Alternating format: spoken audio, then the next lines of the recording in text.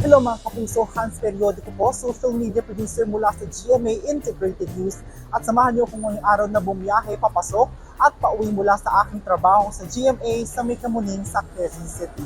At bilang papalapit na ang Kapaskuhan at lalo na ngayong holiday season, mas lalong pahirapan sa ating mga commuter na bumiyahe araw-araw.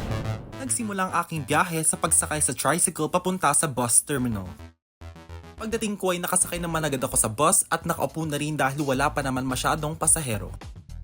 Maya-maya, bandang alas 7 ng umaga ay nagsimula ng bumiyahe ang bus patungo sa Parañaque Integrated Terminal Exchange o PITX. Sa puntong ito, medyo napupuno na ang bus at talikuran na ang mga nakatayong pasahero. Adjust nyo na lang mo, adjust. Bababa, driver. Bago makarating sa Manila-Cavite Toll Expressway o Cavitex, bahagyang bumagal ang aming takbo dahil may intersection na nadaanan. Karaniwan, humigit kumulang isang oras ang biyahe ko mula Cavite hanggang dito sa PITX, pero inabot ng 1.5 oras ngayong umaga. Nakadiretso na rin ako sa PITX station ng LRT1.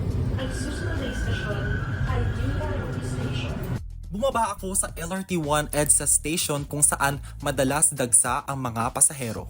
Ngayon naman ay tumatawid na ako papuntang MRT Taft Station kung saan ako sasakay pa GMA Kamuning Station. Nakasakay agad ako sa tren at nakaupo dahil wala pa masyadong pasahero ang sumakay.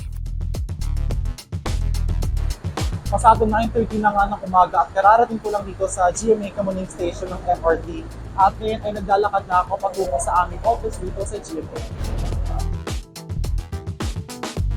Update lang mga kapuso, pasado alas 7 na nga ng gabi at nakapag-time out na rin ako mula sa aking trabaho. Samahan niyo naman ako ngayon na bumiyahe pauwi sa Cavite.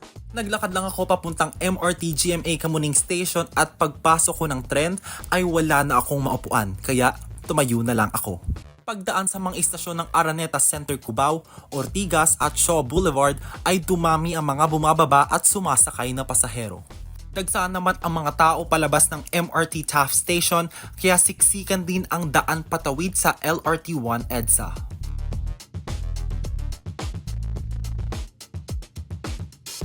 Nagulat ako nang makita ko ang mahabang pila na umabot na sa second floor. Ayon sa aking natanong na tauhan ng PITX, ito raw ay pila ng mga pasaherong papunta sa Naik at Ternate sa Cavite. Ayon nga sa PITX, mahigit 3 milyong pasahero ang daraan sa terminal mula December 19 hanggang January 5. Ayon nga sa aking mga nakausap na pasahero, mas mahirap talaga ang pagkukommute lalo na ngayong holiday season. Ang kadalasang minuto lang na biyahe ay umaabot na ng oras ngayon. Siguro po dapat usually 15 minutes lang po. Siguro ano po almost 1 hour na rin po ako doon kanina. Mahaba rin po yung pila, tas traffic din kasi po siguro dahil Christmas ano na po. Ganito nga ang karaniwang kalbaryo ng ating mga kapusong commuter araw-araw na sinabayan pa ng holiday rush ngayon.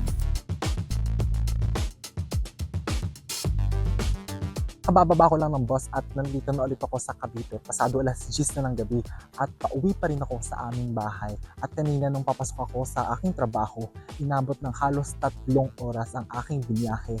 At ngayon namang pauwi ay halos pareho lang. Kaya naman sumatotal, halos 6 na oras ang ginugol ko sa daan upang bumiyahe papasok at pauwi mula sa aking trabaho. Kaya naman munting paalala para sa ating mga kapusong commuter na bumabiyahe lalo na ngayong holiday season, plan ahead and be prepared. Muli, ako po si Hans Periodico, social media producer mula sa GMA Integrated News. Maraming salamat po sa pagsama sa akin.